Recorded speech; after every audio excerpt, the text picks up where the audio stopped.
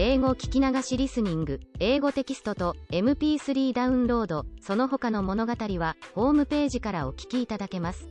88thpp.com 88thpp.com Alice's Adventures in Wonderland Part 1. Chapter 1. Down the Rabbit Hole.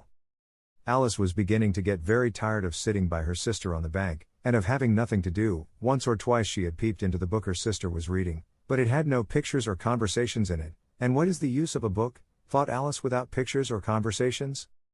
So she was considering in her own mind, as well as she could, for the hot day made her feel very sleepy and stupid, whether the pleasure of making a daisy chain would be worth the trouble of getting up and picking the daisies, when suddenly a white rabbit with pink eyes ran close by her.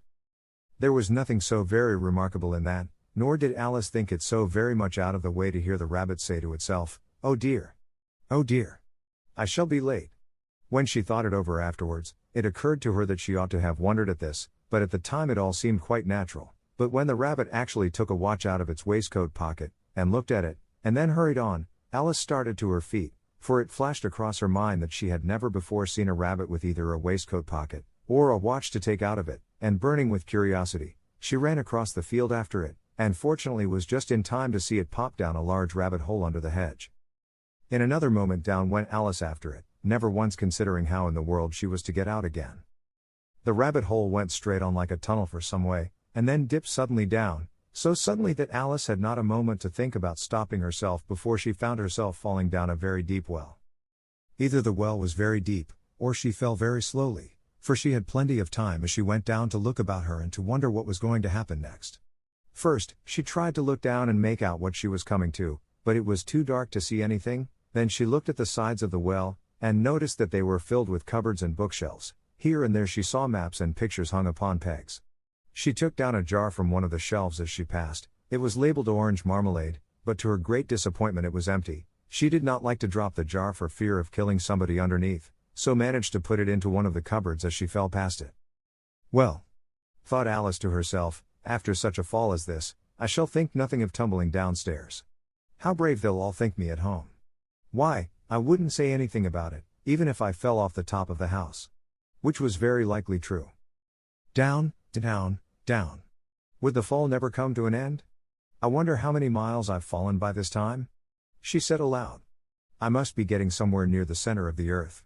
Let me see, that would be 4,000 miles down, I think, for, you see, Alice had learnt several things of this sort in her lessons in the schoolroom, and though this was not a very good opportunity for showing off her knowledge, as there was no one to listen to her, still it was good practice to say it over. "Yes, that's about the right distance, but then I wonder what latitude or longitude I've got to?"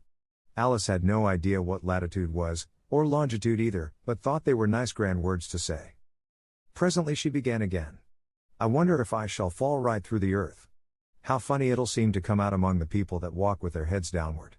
The antipathies, I think." She was rather glad there was no one listening, this time, as it didn't sound at all the right word, "but I shall have to ask them what the name of the country is, you know. Please, ma'am, is this New Zealand or Australia?" And she tried to curtsy as she spoke. Fancy curtsying as you're falling through the air. "Do you think you could manage it? And what an ignorant little girl she'll think me for asking.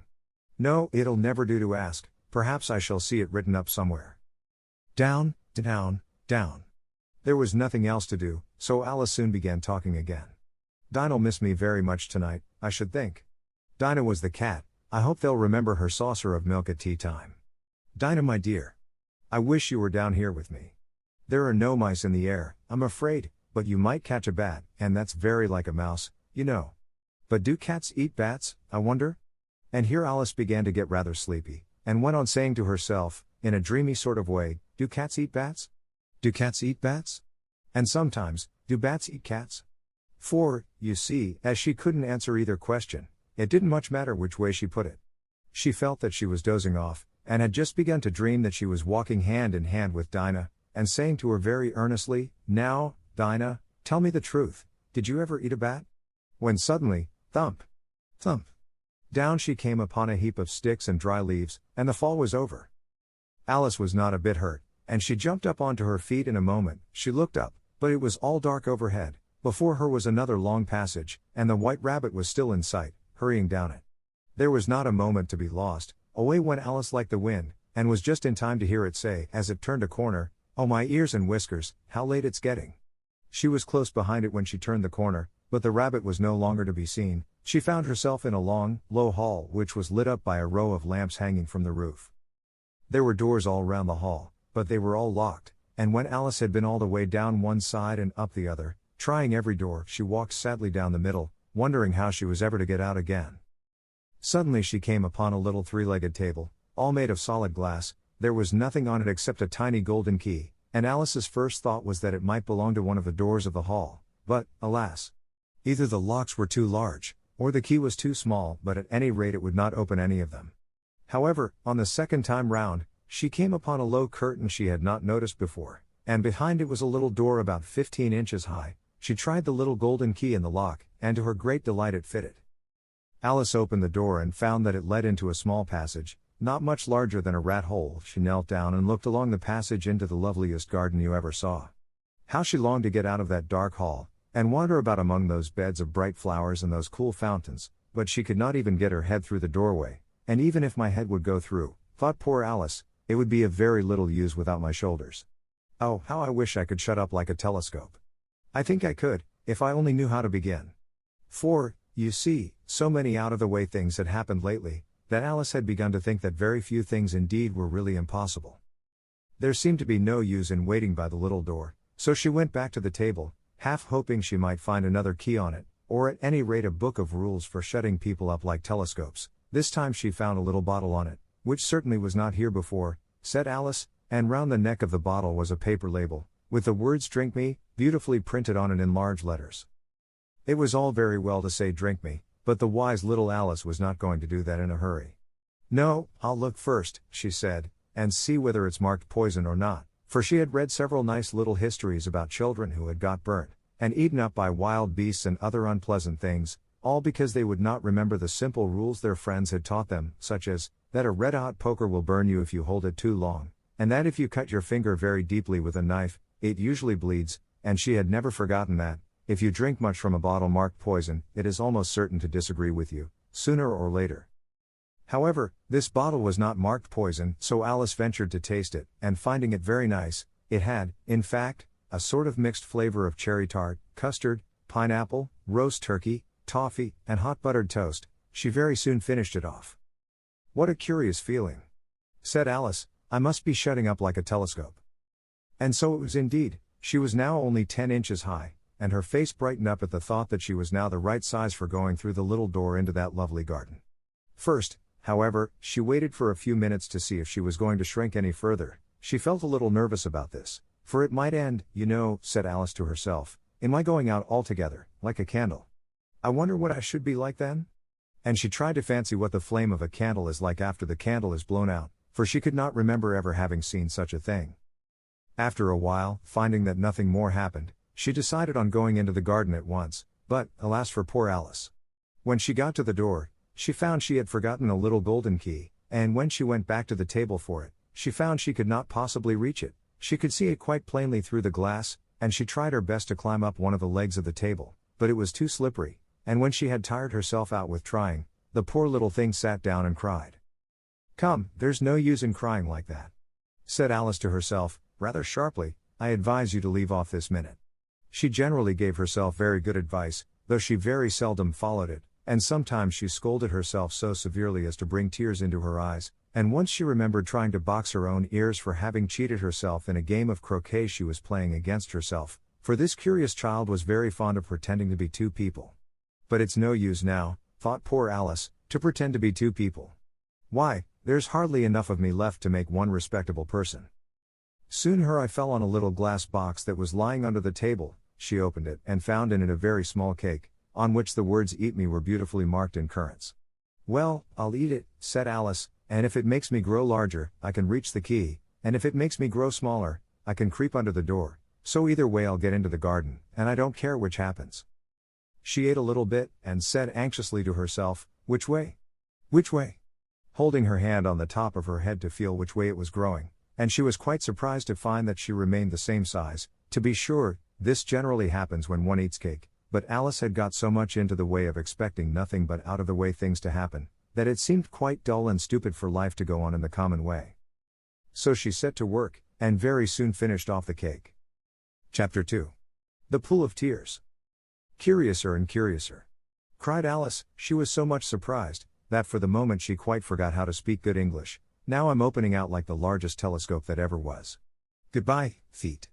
For when she looked down at her feet, they seemed to be almost out of sight, they were getting so far off. Oh, my poor little feet, I wonder who will put on your shoes and stockings for you now, dears? I'm sure I shan't be able. I shall be a great deal too far off to trouble myself about you. You must manage the best way you can, but I must be kind to them, thought Alice, or perhaps they won't walk the way I want to go. Let me see, I'll give them a new pair of boots every Christmas. And she went on planning to herself how she would manage it. They must go by the carrier, she thought, and how funny it'll seem, sending presents to one's own feet. And how odd the directions will look. Alice's right foot, Esquire, hearthrug, near the fender, with Alice's love. Oh dear, what nonsense I'm talking. Just then her head struck against the roof of the hall. In fact, she was now more than 9 feet high, and she at once took up the little golden key and hurried off to the garden door. Poor Alice! It was as much as she could do, lying down on one side, to look through into the garden with one eye, but to get through was more hopeless than ever. She sat down and began to cry again. You ought to be ashamed of yourself, said Alice, a great girl like you, she might well say this, to go on crying in this way. Stop this moment, I tell you. But she went on all the same, shedding gallons of tears, until there was a large pool all round her, about 4 inches deep and reaching half down the hall. After a time she heard a little pattering of feet in the distance, and she hastily dried her eyes to see what was coming. It was the White Rabbit returning, splendidly dressed, with a pair of white kid gloves in one hand and a large fan in the other. He came trotting along in a great hurry, muttering to himself as he came, "Oh, the Duchess, the Duchess. Oh, won't she be savage if I've kept her waiting?" Alice felt so desperate that she was ready to ask help of any one, so when the rabbit came near her, she began, in a low, timid voice, "If you please, sir." The rabbit started violently, dropped the white kid gloves and the fan, and scurried away into the darkness as hard as he could go. Alice took up the fan and gloves, and, as the hall was very hot, she kept fanning herself all the time she went on talking. Dear, dear. How queer everything is today. And yesterday things went on just as usual. I wonder if I've been changed in the night. Let me think, was I the same when I got up this morning? I almost think I can remember feeling a little different. But if I'm not the same, the next question is, who in the world am I? Ah, that's the great puzzle. And she began thinking over all the children she knew that were of the same age as herself, to see if she could have been changed for any of them. I'm sure I'm not Ada, she said, for her hair goes in such long ringlets, and mine doesn't go in ringlets at all, and I'm sure I can't be Mabel, for I know all sorts of things, and she knows such a very little. Besides, she's she, and I'm I, and, oh dear, how puzzling it all is. I'll try if I know all the things I used to know. Let me see, 4 times 5 is 12, and 4 times 6 is 13, and 4 times 7 is, oh dear. I shall never get to 20 at that rate. However, the multiplication table doesn't signify. Let's try geography. London is the capital of Paris, and Paris is the capital of Rome, and Rome, no, that's all wrong, I'm certain. I must have been changed for Mabel. I'll try and say how doth the little, and she crossed her hands on her lap as if she were saying lessons, and began to repeat it, but her voice sounded hoarse and strange, and the words did not come the same as they used to do. How doth the little crocodile improve his shining tail, and pour the waters of the Nile on every golden scale? How cheerfully he seems to grin, how neatly spread his claws, and welcome little fishes in, with gently smiling jaws. I'm sure those are not the right words, said poor Alice, and her eyes filled with tears again as she went on. I must be Mabel after all, and I shall have to go and live in that poky little house, and have next to no toys to play with, and oh, ever so many lessons to learn. No, I've made up my mind about it. If I'm Mabel, I'll stay down here. It'll be no use their putting their heads down and saying come up again, dear. I shall only look up and say who am I then? Tell me that first, and then, if I like being that person, I'll come up, if not, I'll stay down here till I'm somebody else. But, oh dear, cried Alice, with a sudden burst of tears, I do wish they would put their heads down. I am so very tired of being all alone here. As she said this, she looked down at her hands, and was surprised to see that she had put on one of the rabbit's little white kid gloves while she was talking. How could I have done that? She thought. I must be growing small again. She got up and went to the table to measure herself by it, and found that, as nearly as she could guess, she was now about 2 feet high, and was going on shrinking rapidly. She soon found out that the cause of this was the fan she was holding, and she dropped it hastily, just in time to avoid shrinking away altogether. That was a narrow escape, said Alice, a good deal frightened at the sudden change, but very glad to find herself still in existence. And now for the garden. And she ran with all speed back to the little door, but, alas, the little door was shut again, and the little golden key was lying on the glass table as before. And things are worse than ever, thought the poor child, for I never was so small as this before, never. And I declare it's too bad, that it is. As she said these words her foot slipped, and in another moment, splash. She was up to her chin in salt water. Her first idea was that she had somehow fallen into the sea, and in that case I can go back by railway, she said to herself. Alice had been to the seaside once in her life, and had come to the general conclusion, that wherever you go to on the English coast you find a number of bathing machines in the sea, some children digging in the sand with wooden spades, then a row of lodging houses, and behind them a railway station. However, she soon made out that she was in the pool of tears which she had wept when she was 9 feet high. I wish I hadn't cried so much, said Alice, as she swam about, trying to find her way out. I shall be punished for it now, I suppose, by being drowned in my own tears. That will be a queer thing, to be sure. However, everything is queer today.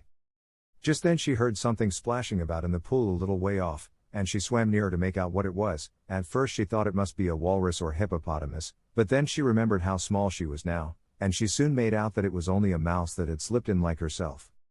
Would it be of any use, now, thought Alice, to speak to this mouse? Everything is so out of the way down here, that I should think very likely it can talk. At any rate, there's no harm in trying. So she began, Oh mouse, do you know the way out of this pool? I am very tired of swimming about here, oh mouse. Alice thought this must be the right way of speaking to a mouse. She had never done such a thing before, but she remembered having seen in her brother's Latin grammar, a mouse, of a mouse, to a mouse, oh mouse. The mouse looked at her rather inquisitively, and seemed to her to wink with one of its little eyes, but it said nothing. Perhaps it doesn't understand English, thought Alice. I dare say it's a French mouse, come over with William the Conqueror. For, with all her knowledge of history, Alice had no very clear notion how long ago anything had happened, so she began again, Où est ma chatte? Which was the first sentence in her French lesson book. The mouse gave a sudden leap out of the water, and seemed to quiver all over with fright.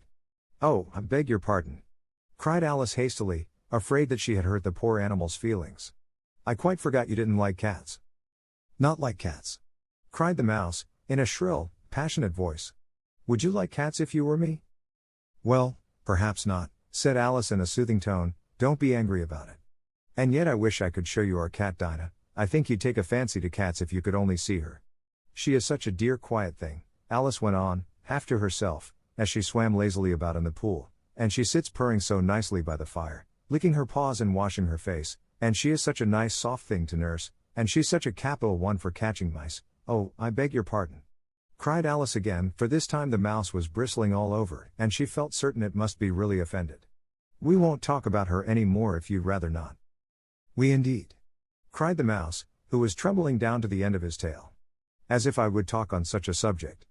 Our family always hated cats, nasty, low, vulgar things. Don't let me hear the name again. I won't indeed, said Alice, in a great hurry to change the subject of conversation. Are you fond of dogs? The mouse did not answer, so Alice went on eagerly, There is such a nice little dog near our house I should like to show you. A little bright-eyed terrier, you know, with, oh, such long curly brown hair.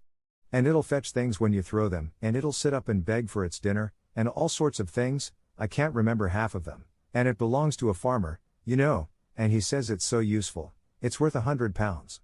He says it kills all the rats and, oh dear, cried Alice in a sorrowful tone, I'm afraid I've offended it again. For the mouse was swimming away from her as hard as it could go, and making quite a commotion in the pool as it went. So she called softly after it, Mouse dear, do come back again, and we won't talk about cats or dogs either, if you don't like them. When the mouse heard this, it turned round and swam slowly back to her. Its face was quite pale, with passion, Alice thought, and it said in a low trembling voice, Let us get to the shore, and then I'll tell you my history, and you'll understand why it is I hate cats and dogs. It was high time to go, for the pool was getting quite crowded with the birds and animals that had fallen into it. There were a duck and a dodo, a lory and an eaglet, and several other curious creatures. Alice led the way, and the whole party swam to the shore. Chapter 3.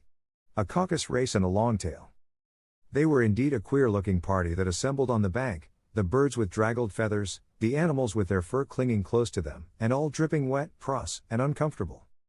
The first question of course was, how to get dry again. They had a consultation about this, and after a few minutes it seemed quite natural to Alice to find herself talking familiarly with them, as if she had known them all her life. Indeed, she had quite a long argument with the lory, who at last turned sulky, and would only say, I am older than you, and must know better, and this Alice would not allow without knowing how old it was, and, as the lory positively refused to tell its age, there was no more to be said. At last the mouse, who seemed to be a person of authority among them, called out, Sit down, all of you, and listen to me. I'll soon make you dry enough. They all sat down at once, in a large ring, with the mouse in the middle. Alice kept her eyes anxiously fixed on it, for she felt sure she would catch a bad cold if she did not get dry very soon. Ahem, said the mouse with an important air, are you all ready? This is the driest thing I know. Silence all round, if you please. William the Conqueror, whose cause was favored by the Pope, was soon submitted to by the English, who wanted leaders, and had been of late much accustomed to usurpation and conquest. Edwin and Morcar, the Earls of Mercia and Northumbria. Ugh, said the lory, with a shiver. I beg your pardon, said the mouse, frowning, but very politely, did you speak? Not I, said the lory hastily. I thought you did, said the mouse. I proceed. Edwin and Morcar, the Earls of Mercia and Northumbria, declared for him, and even Stigand, the patriotic Archbishop of Canterbury, found it advisable. Found what? Said the duck. Found it, the mouse replied rather crossly, of course you know what it means.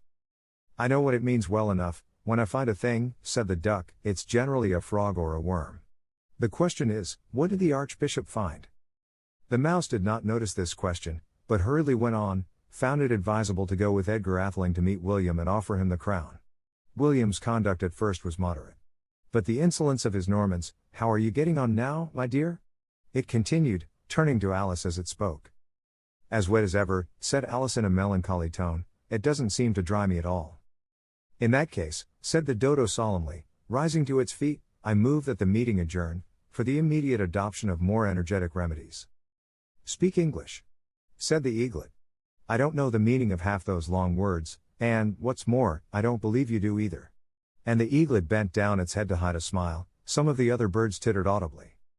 What I was going to say, said the dodo in an offended tone, was, that the best thing to get us dry would be a caucus race. What is a caucus race?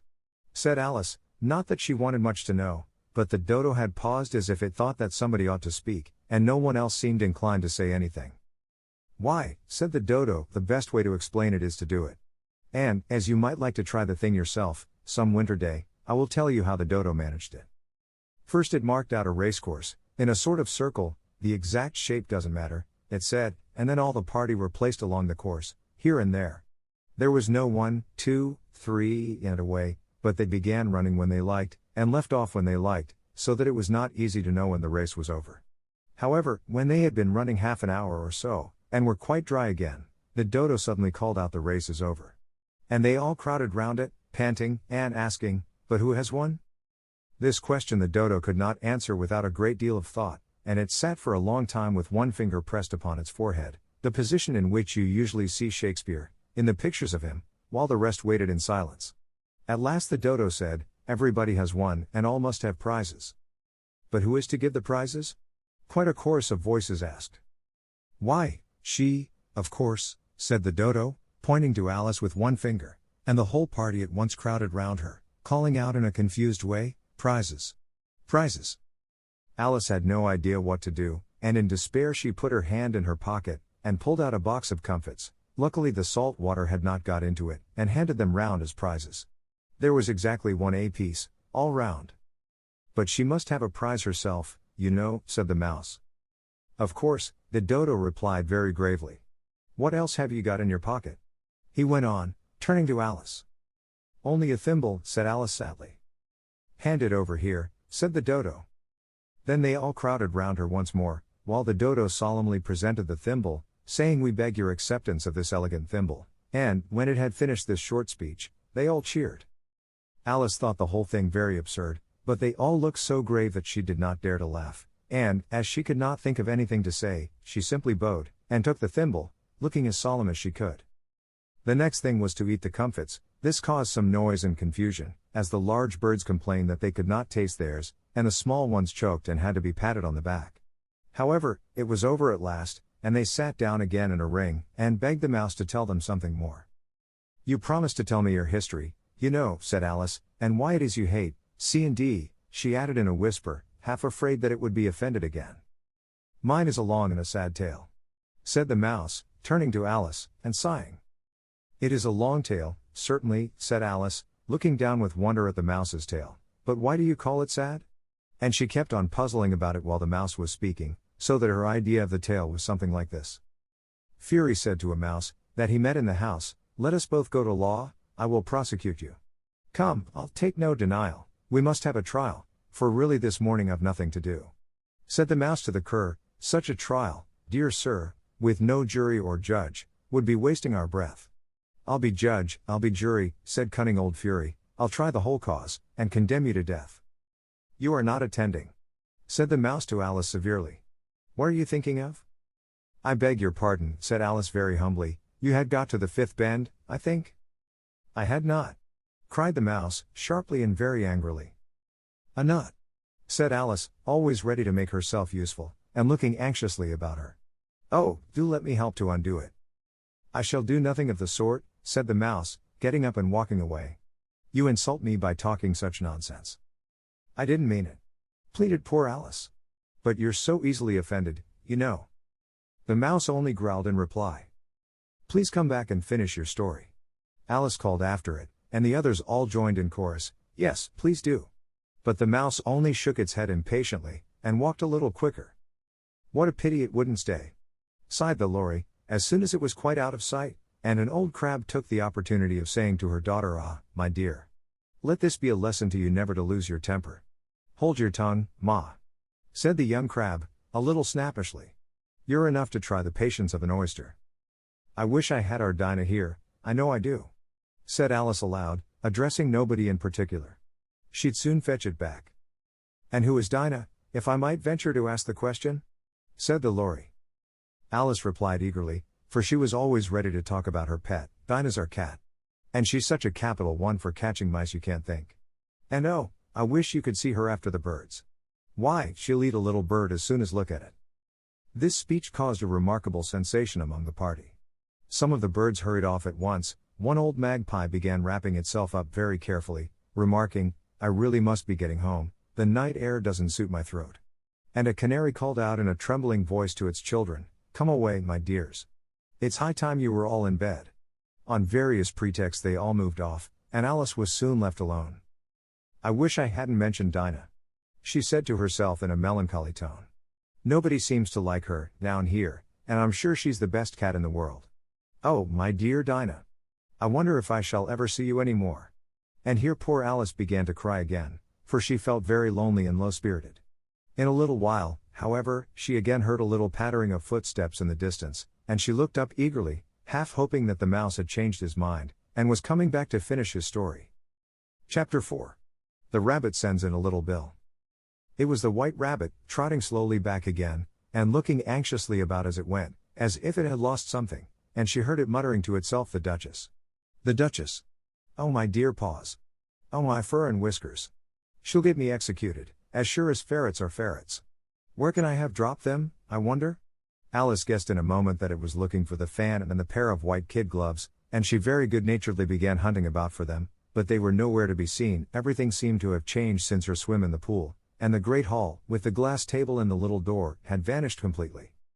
Very soon the rabbit noticed Alice, as she went hunting about, and called out to her in an angry tone, "Why, Mary Ann, what are you doing out here?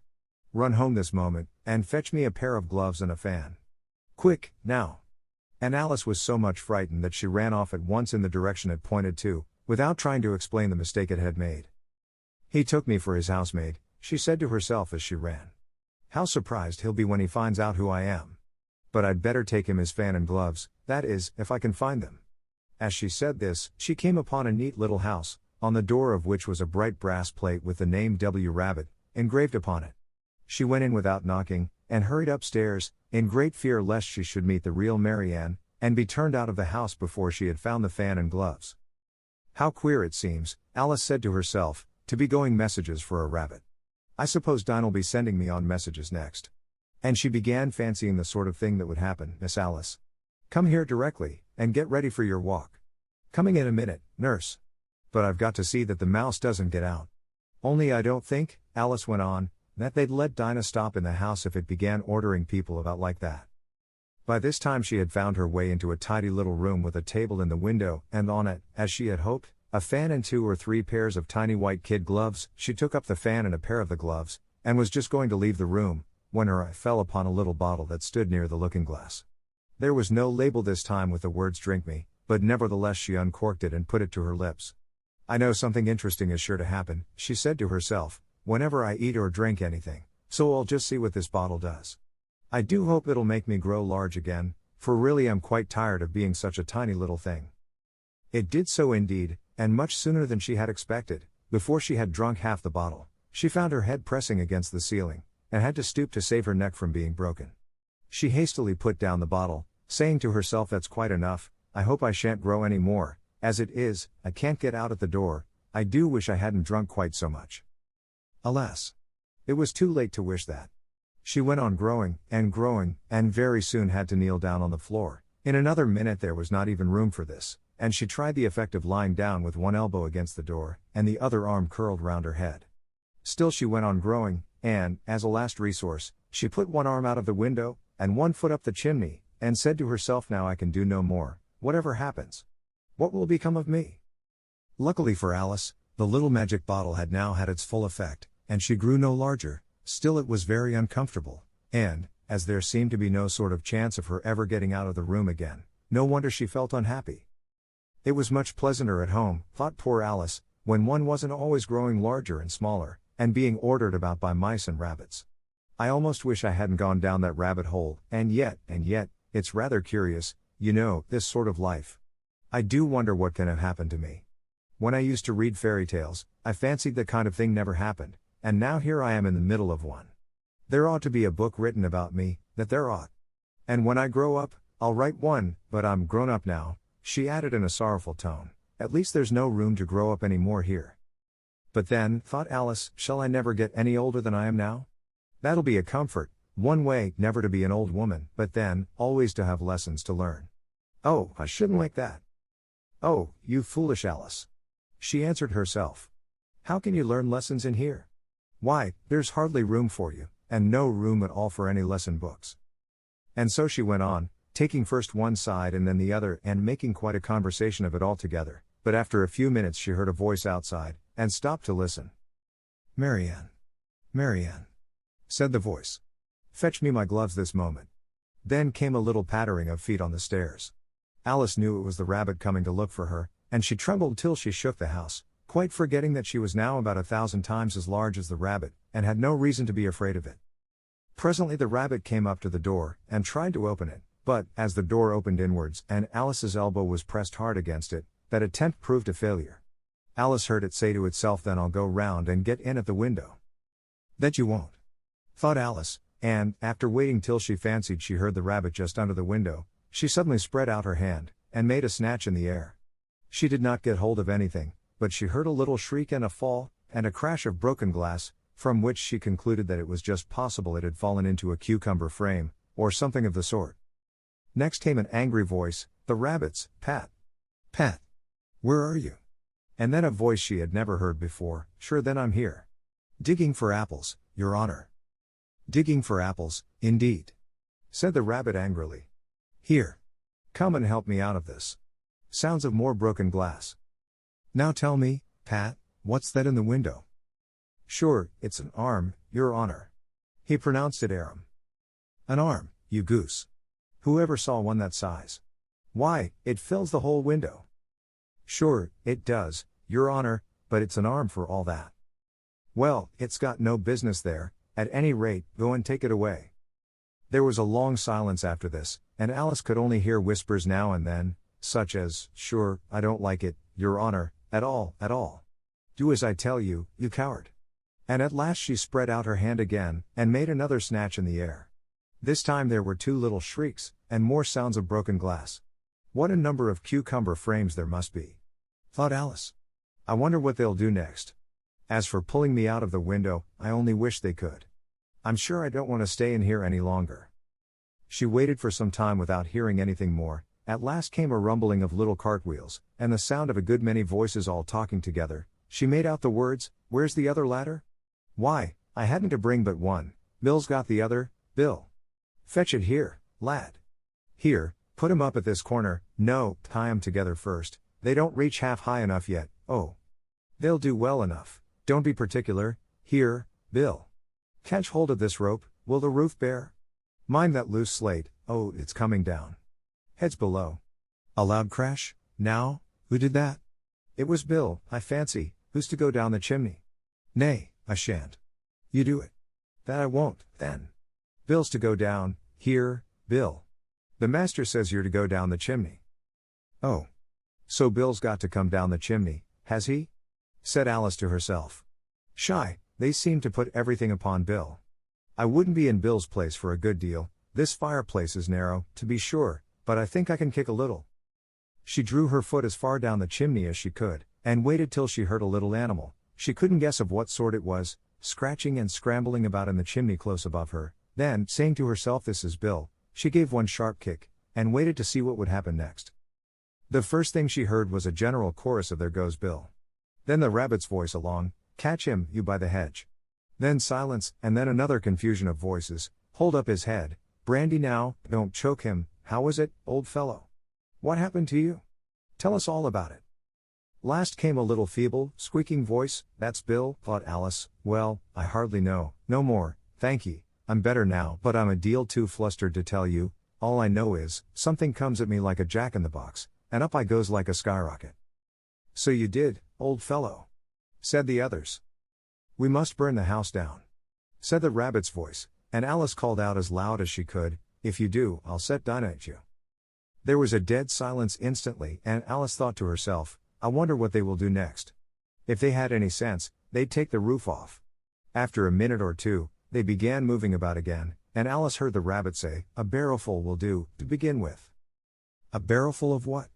Thought Alice, but she had not long to doubt, for the next moment a shower of little pebbles came rattling in at the window, and some of them hit her in the face. "I'll put a stop to this," she said to herself, and shouted out, "You'd better not do that again."